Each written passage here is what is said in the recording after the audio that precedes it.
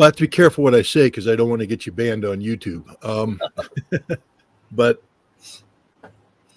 look, I'm somebody who believes that every nation has an inherent right of self-defense, and that I'm also somebody who believes that the right of self-defense extends into preemptive self-defense. I don't think you need to be sitting around while your neighbor screams out, "I'm going to kill you," grabs a shotgun, loads shells in the shotgun, and starts taking steps towards you. Right about that point in time, I think you have a right to assume that he's going to kill you with the shotgun he just loaded, that he's walking, and so you can take him out.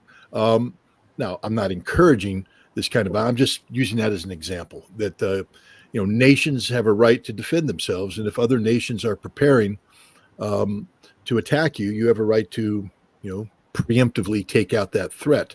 And that's the case that Israel's making. They're making the case that Hezbollah, assisted by Iran, is preparing to attack Israel.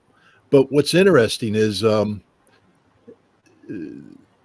and Iran haven't attacked Israel. In fact, what Hezbollah and Iran are saying is that we are preparing to defend ourselves from an Israeli threat that always manifests itself in violent aggression against Lebanon, against Syria, etc. So at some point in time, the excuse of preemptive defense is simply a cover for aggression.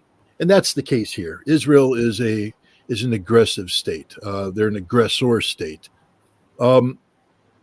Israel can make all the claims in the world at once about being the victim of terrorism. And believe me, from 1994 to 1998, when I traveled to Israel extensively, Israel was attacked repeatedly by Hamas terrorists. And that's what you have to call them. I mean, I know one man's freedom fighter is another man's terrorist, but terrorism, there is a definition for terrorism, and that's actions that are designed to achieve a political outcome, generally targeting innocents. And this is what Hamas was doing. They were, blowing up restaurants, they were blowing up discotheques, they were blowing up malls, and it was terrorism. And Israel has wrapped itself in this cloak of victimhood, saying we are the victim of terrorists, therefore we have an inherent right of self-defense. And again, on the surface, one would say, okay, I accept that. Again, neighbor, shotgun, walking towards me, screaming, "I'm going to kill you." At some point in time, I have a right to defend myself preemptively. But then to buy into that, you have to accept, and this is the part that took me a long time the hurdle to cross, that Israel's very existence is an affront to the Palestinian people, because Israel has never agreed to exist in accordance with the foundational understanding that there would be an Israeli state and a Palestinian state, that Israel was always a project of religious Zionism, even though the majority of people implementing it were secular in nature. But when I say religious Zionism, that's Zionism, the return of Jews to the Holy Land, that was founded on certain Jewish understandings of the Bible and their biblical right. 3,000 years ago, there was a Jewish state, therefore a Jewish state must be allowed to exist in Israel today.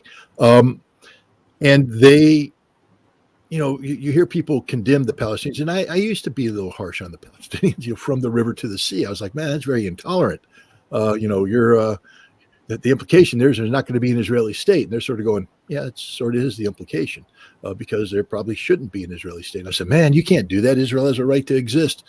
And I still believe that at one point in time, the concept of an Israeli state was one that was supportable, especially given what happened during the Holocaust, during World War II, Nazi Germany trying to eradicate the Jews. But that doesn't give Jews a right to eradicate Palestinians.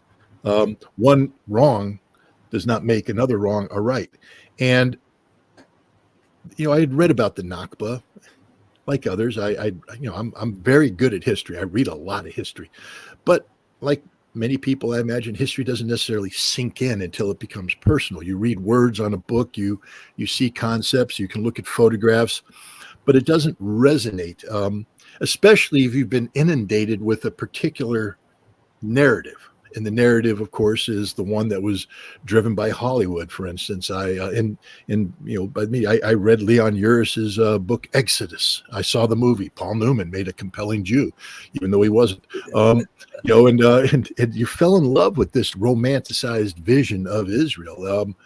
In the 1973 war, I followed it, but I never was, saying, "All right, Egypt, cross the Suez Canal. Let's go, Syria. Recapture the Golan Heights." I was like those Israelis fighting back, the brave 7th Armored Brigade making its final stand in the Golan. You shall not pass. And then Ariel Sharon going across the Suez Canal in a brave attack to cut off the Egyptian Third Army. Oh, those Israelis are awesome. Plus, they're using our tanks. And this was the Cold War. And those Egyptians and Syrians were in the Russian tanks. And therefore, they're evil. They're bad. And that automatically wrap that up into the Palestinians, because they're Arabs, must be evil and bad like the Egyptians and the Syrians, because they've aligned themselves with the Russia. I'm trying to explain to you the very oversimplified notion of the world that I grew up in. And so I never really was sympathetic to the Palestinian cause at all. I mean, I'm sympathetic to humans, but it just didn't resonate. I always said they're to blame. They were part of the 1948 effort of the Arabs to wipe Israel off the face of the earth. They were, the people that were getting ready to take Israel out in 67 and 73. And it's their fault. Their fault. Israel is blameless. And that's when I went to Israel. That's sort of the mindset that I was bringing with me. Not one of ignorance. I've written articles about this where I talk about how I questioned, Israel's aggressiveness. I stood up in defense of the United States when it was seeking to inject itself in Lebanon as peacekeepers. A Marine captain stood up to Israeli tanks that were trying to violate the agreement. And I took umbrage at the notion that our ally Israel was threatening a Marine captain. I'm like, first of all, you don't threaten Marines. We kill you. We tend to kill you. And the captain would have killed them. He pulled out his pistol and said, "I'll blow your brains out. Then my Marines will finish what's left." But I also, then that led me to look into things like the USS Liberty. I mean, it's sort of been swept under the rug and ignored by the United States. And then when you read it, you go, wait a minute, they attacked us. They attacked us, deliberately attacked us. They knew they were attacking Americans, and they killed Americans.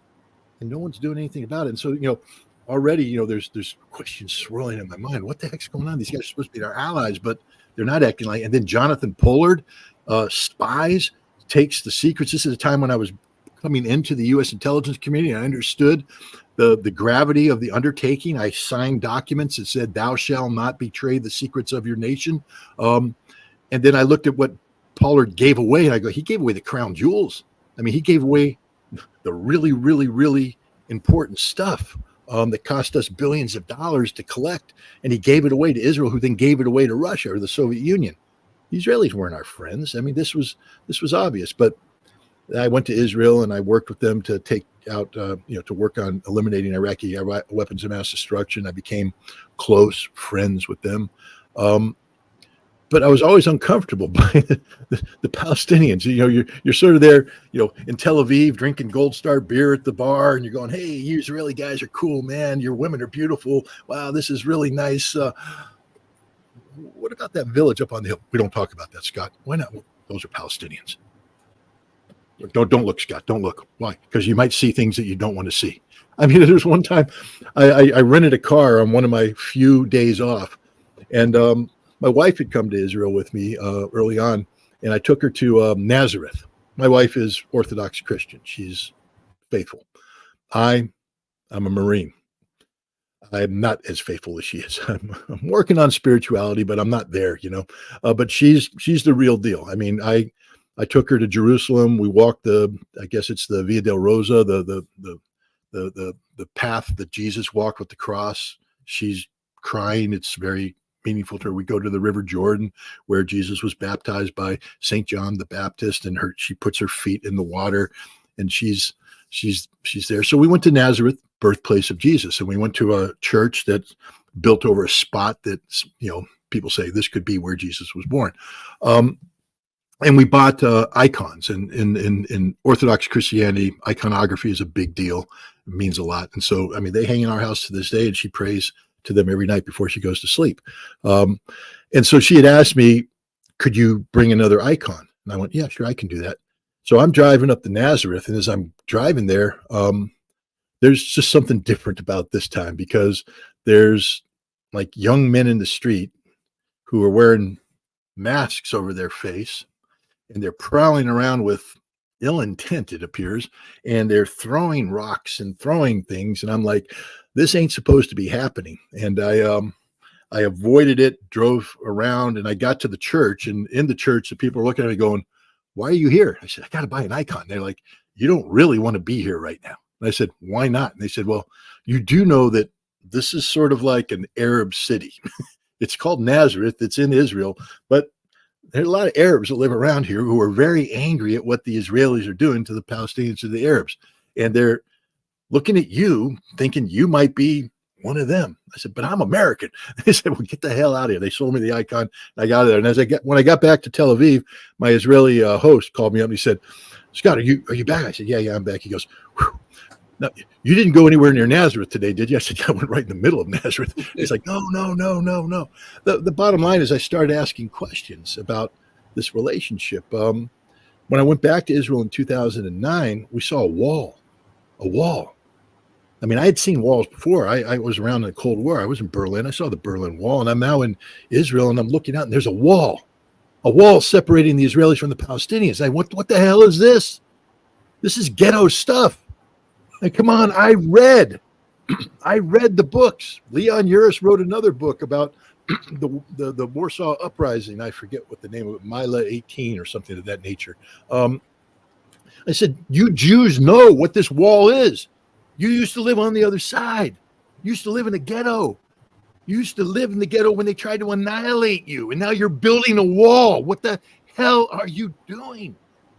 And then the awakening just keeps coming, and the anger that comes with it. You realize that they don't want to live in peace and harmony. I mean, I could get angry at Hamas when I said Hamas is trying to disrupt a peaceful Israeli people who are just trying to live in harmony with the Palestinians. But then you realize they don't want to live in harmony with the Palestinians. They don't want any Palestinians. They want to eliminate them, get them out of the way, have Israel from the river to the sea. That's the motto of the Likud party. And as all of this starts to jump in, you realize that the Israelis are an occupying power. And as an occupying power, they have no inherent right to self-defense. So now I have to look at that guy with the shotgun and walking across the street. See, I was looking at it as if he's coming to my home to attack me in my home. But what I have to look at it is I stole his home. And I've been attacking him. And he's coming out to defend himself against me. That's the reality of the Palestinians. That's the reality of Hezbollah. That's the reality of Iran today. They're not attacking Israel. They're defending themselves from Israel, which is the greatest threat to peace and security in the Middle East today. Israel is the root of all evil, the root of all problems. Now, this might get you kicked off of YouTube, and I apologize for that, but you asked the question, you get the answer.